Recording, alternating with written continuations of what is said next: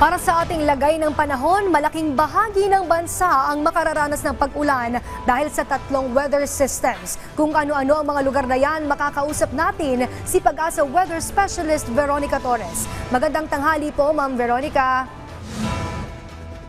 Magandang araw sa inyo, pati na rin sa ating mga subaybay sa PTV4. Asahan na natin na magiging maulan pa rin dahil sa Visayas, Condition, Mimaropa, Quezon at Aurora. Easterlies naman ang magpapaulan sa Caraga at Northeast Monsoon ang magpapaulan sa Metro Manila, Cagayan Valley, Cordillera Administrative Region at nalalabing bahagi ng Central Luzon at Calabarzon. Mas magandang panahon sa nalalabing bahagi ng bansa kung saan sa nalalabing bahagi ng Luzon ay mga tsansa ng mga mahihinang pagulan at sa nalalabing bahagi ng Mindanao ay may mga tsansa ng mga localized thunderstorms.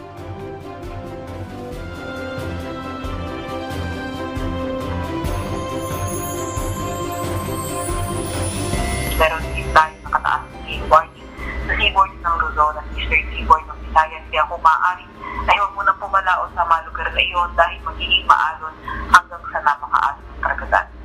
Meron din naman tayong nilabas na weather advisory. Ito ay updated kaninang 11 a.m. kung saan ngayon hanggang bukas ng hapon, asahan natin yung heavy to intense na mga pag-ulan sa Palawan, Sorsogon, Albay, Northern Samar, Eastern Samar, Leyte, Southern Leyte at Visayas at moderate to heavy ng mga ulan sa Quezon, Oriental Mindoro, Camarines Norte, Camarines Sur, Catanduanes, Masbate, Dinagat Islands at Surigao del Norte.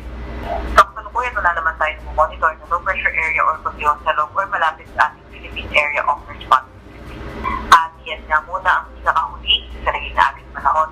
Mula sa Weather Forecasting Center ng Pag-asa, Veronica Torres.